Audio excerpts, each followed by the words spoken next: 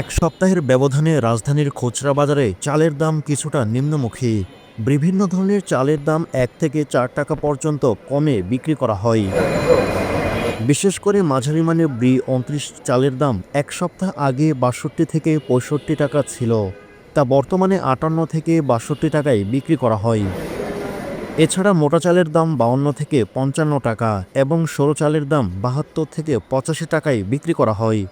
তবে সব বাজারে কম দামে চাল এখনও বিক্রি কার্যক্রম শুরু করা হয়নি। অন্যদিকে পেঁয়াজ ও আলুর দামে কিছুটা নিম্নমুখী। এক সপ্তাহে পেঁয়াজের দাম ৫ টাকা কমে বর্তমানে ৪৫ থেকে ৫০ টাকা এবং প্রতি কেজি আলু ২ থেকে ৫ টাকা কমে ১৮ থেকে ২০ টাকায় বিক্রি করা হয়। তবে কিছু পাড়া মহল্লার দোকানে পেঁয়াজ ও আলুর দাম আরও ৫ টাকা বেশি থাকছে। হ্যালো ফিনিশ ওয়াইনউড লিমিটেড, আসুন আমাদের বুথ ভিজিট করুন, আমরা আপনাদের ডোর টু ডোর পৌঁছে দেবো আমাদের প্রোডাক্ট।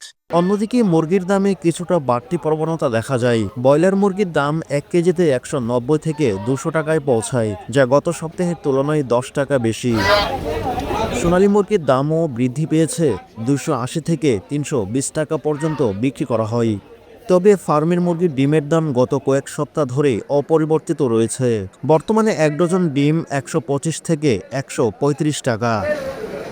ব্যবসায়ীরা জানান, সরকার চাল আমদানির বৃদ্ধির পাশাপাশি খাদ্যবান্ধব কর্মসূচির মাধ্যমে কিছু সহায়তা প্রদান করে, যার প্রভাব চালের দাম কিছুটা কমে। তবে বাজারে মুরগির দাম বৃদ্ধি নিয়ে তারা উদ্বেগ প্রকাশ করেন।